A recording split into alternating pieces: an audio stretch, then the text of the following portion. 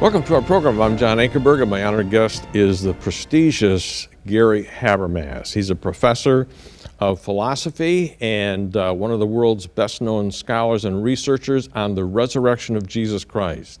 And Gary is talking to people that are skeptics about religion, about Jesus, about the Bible, say, I don't want to have anything to do with that. Would it make a difference to you if we presented to you 12 historical facts about Jesus' resurrection that are accepted by almost 95% of the greatest scholars around the world? That's why I want you to listen today, because we're going to talk about 12 historical facts. And Gary, start me off here. When you went to Michigan State, you were actually thinking of becoming a Buddhist, okay? And you were thinking about your PhD paper, what you were going to write on, okay, and your topic, and you got your committee together, and tell us what in the world you chose and why.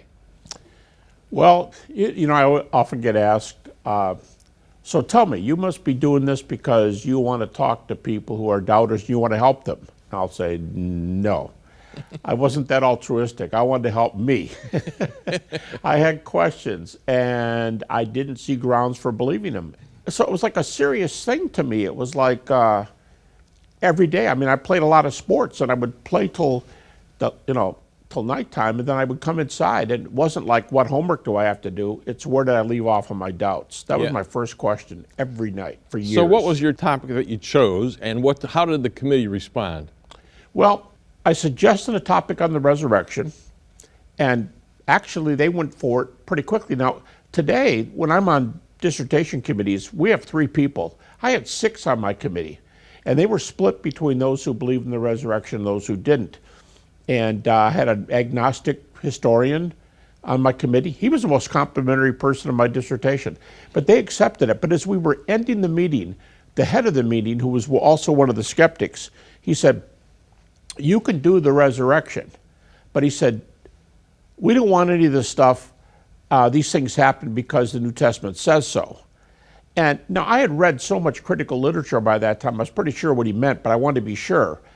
And so I found out what he was meaning was, use the New Testament as much as you want, but don't use a text that's not well evidenced.